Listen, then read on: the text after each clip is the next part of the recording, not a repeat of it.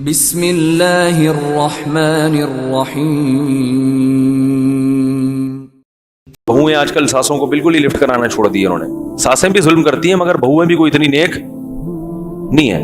ساسیں بھی ظلم کر رہی ہیں لیکن بہو بھی یہ نہیں کہ چلو یار میں آئی ہوں تو میرے میاں کی ماں ہے تو تھوڑا سا اپنی ماں جیسا تھوڑا سا سمجھ لوں، کبھی کبھار ساس کو غصہ آئے تو چپ کر کے برداشت کر لوں کہ بڑے ہیں، بڑوں کا اسلام میں کیا ہے احترام۔ بس ایک مسئلہ یاد کیا ہوا ہے کہ بہو پر ساس کی خدمت واجب نہیں ہے۔ تو یہ مسئلہ جو ہے نا، جیسے ہی آپ کے بیٹے کی شادی ہونے لگے اس کے ماتھے پہ لکھ کے لگا دیا کریں کہ بیٹا تم جو بہو لے کر آ رہے ہو، پہلی بات الگ رہے گی، ساس کے ساتھ رہنا واجب نہیں ہے۔ نمبر 2، میں اگر کبھی پانی کا پوچھوں گی تو مجھے میری رائٹنگ میں یہ مسئلہ بتائے گی کہ بہو پر ساس کی خدمت واجب۔ تو سوچو اس ساس پر، اس ماں پہ آرے چلیں گے نا دل پہ، جس نے بیٹے کو پال پوس کے بڑا کیا ہے، اور اس کی بیوی ایسے ٹھینگا دکھا رہی ہے اس کو، وہ کہہ رہی ہے بیٹا تھوڑی سی تو کچھ تو کر لو میرے لیے، کچھ تھوڑا سا آج تم کھانا پکا لو، آج میرے سے پاؤں دبا دو، کہہ گے بہو پر ساس کی خدمت واجب نہیں ہے۔ ہاں یہ ظلم ہے کہ بہو کو بالکل اس کو نچوڑ دینا، اس کو نوکر بنا کے رکھنا، وہ ریموٹ کنٹرول کی طرح وہ سارا دن چلتی رہے، 18 روٹیاں پکوا رہے ہیں، یہ ظلم ہے، اس میں کوئی شک نہیں ہے۔ لیکن بالکل آپ کسی فیملی میں آئے ہو تو فیملی کے بھی تو کچھ تمیز اور آداب ہوا کرتے ہیں، اکٹھے جوائنٹ فیملی میں رہنے کے کچھ طور طریقے ہوتے ہیں خاندانی لوگوں میں۔ جو خاندانی نہیں ہوتے ان میں کوئی طریقہ نہیں ہے، ان میں ہر آدمی اخپل طریقے سے رہتا ہے۔ کیوں مولوی صاحب، آپ پشتو ہیں نا؟ جو خاندانی لوگ ہیں وہ اخپل طریقے سے تو نہیں رہتے نا، ان کا تو اپنا ایک نظام ہوتا ہے نا۔ تو آپ کے خاندان میں کیا یہ ہوتا ہے کہ آپ ایک بھائی شادی کر کے آئے وہ اس کا اخپل طریقے سے رہے گا ہے؟ دیکھو اخپل طریقہ نہیں ہوتا، ہر آدمی کا اخپل طریقہ، خاندان کا ایک مستقل ایک رواج ہوتا ہے، بھائی ہمارے خاندان میں ایسے ہوتا ہے، تو آپ کو اس خاندان کے لحاظ سے چلنا پڑے گا، کیونکہ آپ رخصت ہو کے اس خاندان میں آئی ہو، تو اس خاندان کی جو پرمپرا ہے جب تک شریعت کے خلاف نہ ہو تو آپ کو اس پرمپرا کا خیال بولو بھائی کرنا پڑے گا۔ شریعت نے اس بارے میں کوئی لگا بندہ ضابطہ نہیں بنایا، بس شریعت نے کہا عاشروہن بالمعروف، عرف کے مطابق چلو، عرف کے مطابق۔ ہاں وہ عرف اگر ظلم پر مبنی ہے، اس میں اگر بہو سے 18 روٹیاں پکوائی جا رہی ہیں، ایک صاحب آئے کہنے لگے میری بیوی سے میرے ابا اور میری اماں 18 روٹیاں پکواتی ہیں ایک ٹائم پہ، دوپہر بھی 18 شام بھی 18۔ میں نے کہا 18 بندے ہیں گھر میں، کہہ رہے نہیں وہ مزدوروں کے لیے بھی فلانے کے۔ میں نے کہا بھائی جان یہ کیا ہے، یہ ظلم ہے یار۔ کبھی چلو ہو گیا مہمان آ رہے ہیں لیکن اتنا تو یہ تو زیادہ ہو گئی نا۔ تو ایسا ظلم ہو رہا ہو تو ایک الگ بات ہے، لیکن بالکل ہاتھ کھینچ لینا تو یہ غلط ہے بھائی، یہ خاندانی لوگوں میں ایسا نہیں ہوتا۔ اس پر میرا ایک بیان ہے کہ کیا بہو پر ساس کی خدمت واجب ہے، تو اس پر میں نے قرآن و سنت کی روشنی میں پورا ایک مدلل بیان کیا، یوٹیوب پہ سرچ کریں گے آ جائے گا۔ لیکن میں پھر کہتا ہوں کہ ساسیں اس کا ناجائز فائدہ نہ اٹھائیں۔ ساس 2 کام کر لینا تو گھر جنت بن جائے گا۔ نمبر 1 کہ تانے نہ دیا کرے، بہو نے کوئی الٹی چیز پکا دی تو محبت سے سمجھائے ماشاءاللہ بڑی پیاری چیز بنائی ہے، اگر تھوڑا سا نمک اور کم کر لو تو اس میں مزہ دوبالا ہو جائے گا۔ ایسے یہ جو تم نے گوشت گلایا ہے نا دیسی مرغے کا، بیٹا یہ بڑا پیارا گوشت گلایا ہے تم نے، تھوڑی دیر اور چولہے پہ پکتی تو اور مکھن جیسا ہو جاتا۔ یہ اسٹائل بات کرنے کا ساسوں کا نہیں ہوتا۔ ساس کا اسٹائل بتاؤں کیسا ہوتا ہے؟ گوشت گلا نا، گلا نہیں کچا رہ گیا، ان کے تو ماں باپ نے کھانا پکانا نہیں سکھایا تمہیں تمہاری ماں نے روٹی پکانا نہیں سکھائی ہے، بول کے بھی گئی تھی جلا دیا۔ تو جب اس طرح کے طنز ہوتے ہیں نا، پڑھی ہوئی سوتی رہتی ہے، تمہارے باپ نے تمہیں سکھایا نہیں کچھ، تم ڈائریکٹ ماں باپ پر آ کے تانے، تو اس کے دل میں نفرت کے جذبات پیدا ہوتے ہیں، کیونکہ اسے پتا یہ میری حقیقی ماں نہیں ہے، تمیز سے چلے گی تو ہم بھی تمیز سے چلیں گے بھائی، ٹھیک ہے نا؟ تمیز سے ہی تو، محبت سے تو بات کرو، طنز تو نہ کرو، تانے تو نہ دو۔ دوسرا، اس پر اس کے بوجھ سے زیادہ کام نہ ڈالا جائے، کام لیا جائے، گھر میں فارغ نہیں کسی کو بیٹھ۔ جب جوائنٹ فیملی میں ہے تو سب کو مشترک رہنا ہے، کچھ نہ کچھ گھلنا جلنا ہے، پیڑے کھانے کے لیے کوئی بھی نہیں آیا۔ آپ کا میاں بھی تو اتنی خدمت کر رہا ہے نا، گھر میں لا کے پھل بھی، یہ چیزیں اس پر واجب تھوڑی ہیں، لیکن اخلاقی ذمہ داری ہے۔ پھل کھلانا شوہر پر واجب نہیں ہے، اخلاقی ذمہ داری ہے۔ علاج کرنا شوہر پر واجب نہیں ہے، پتہ ہے آپ کو؟ علاج کرنا, بیوی بیمار ہو جائے, بیوی کا علاج شوہر پہ واجب نہیں ہے.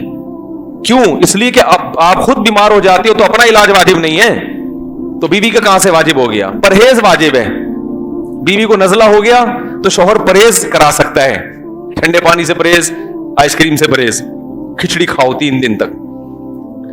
لیکن غیر اخلاقی حرکت ہے نا علاج نہ کرانا, وہ بیچاری کہاں جائے گی علاج کے لیے؟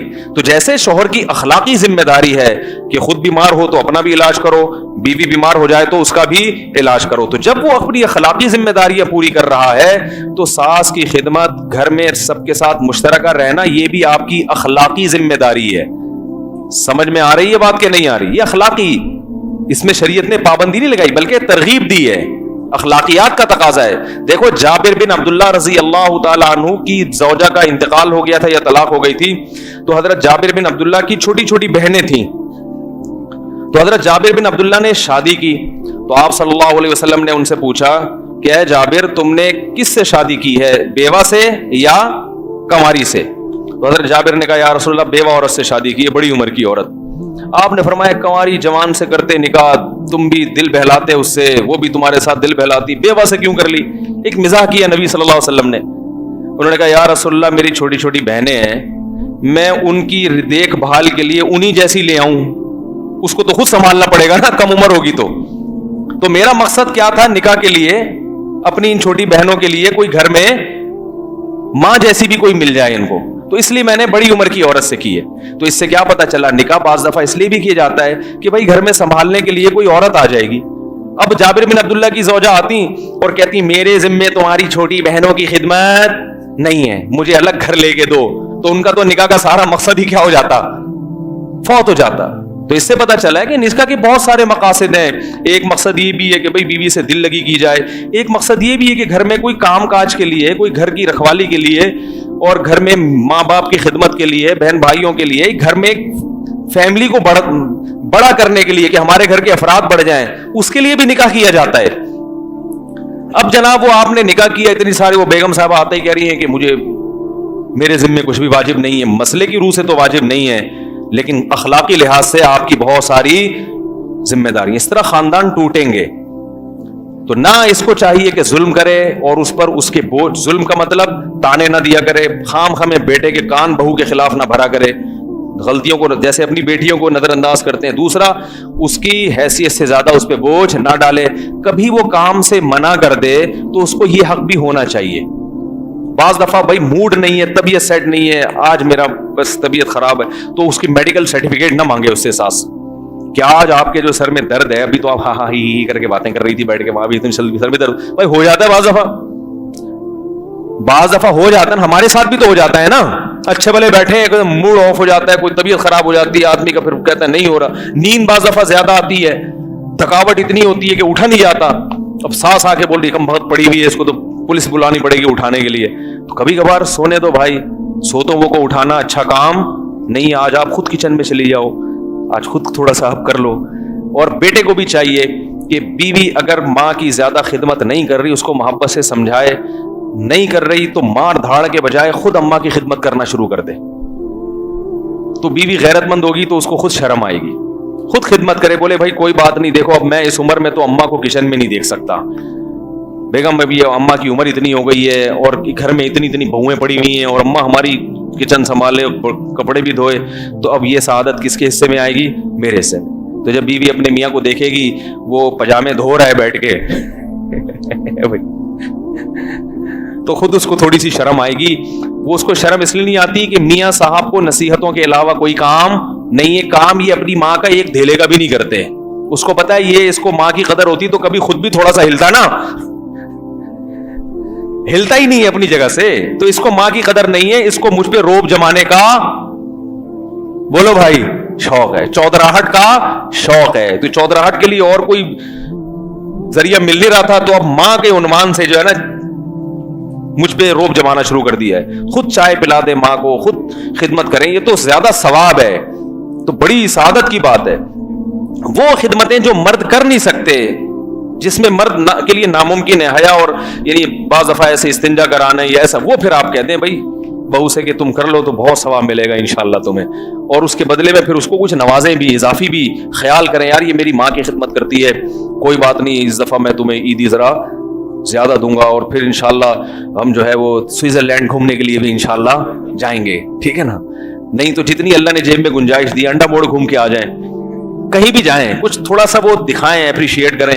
तो ये 2-4 छोटी छोटी चीजें हैं, अगर हो तो घर क्या बन जाएगा, जन्नत। वरना वही अंग्रेजों की तरह हो रहा है, शादी होके बीवी घर में नहीं होटल में आती है। घर तो वही होता है जिसमें कोई बूढ़ा तो हो, जिस घर में बूढ़ा नहीं है वो घर घर नहीं है, वो घर, वो तो होटल है, सही है ना, वो तो होटल है, घर थोड़ी है। इतना दिल चाहता है, हमारा भी दिल चाहता है कि काश हमारी वालदा, हमारी दादी दादा जिंदा होते, कुछ थोड़ा सा डांटते, कुछ नसीहत करते, कुछ थोड़ी सी झाड़ पिलाते। तो घर में कोई बूढ़ा नहीं है तो कोई नसीहत करने वाला नहीं है। कोई होता जिसके हम थोड़ी झाड़ सुन के बर्दाश्त करते, उसके पांव दबाते, उससे दुआएं लेते। तो ये कितनी बड़ी नेमत है घर में बूढ़े का वजूद। आज कैसी जिंदगी गुजर रही है, घर में बूढ़ा बर्दाश्त नहीं हो रहा, बर्दाश्त नहीं हो रहा, बस अलग हो जाओ, बस अलग हो जाओ, बस अलग हो जाओ। फिर आपकी औलाद होती है तो कैसी मोहब्बत से दादा दादी नाना नानी उसको पालते हैं, वो एक अलग लुत्फ है। घर में अगर आपके बड़े नहीं हैं तो आप बाप हो, दादा का मजा बच्चों को मिलता ही नहीं है, ना नाना की मोहब्बत मिलती है ना दादा की मोहब्बत मिलती है। आधी काम तो दादा दादी नाना नानी बच्चों का कर लेते हैं उनको पालने में। तो वो सारा सेटअप मगरिबी कल्चर की वजह से बर्बाद हो रहा है।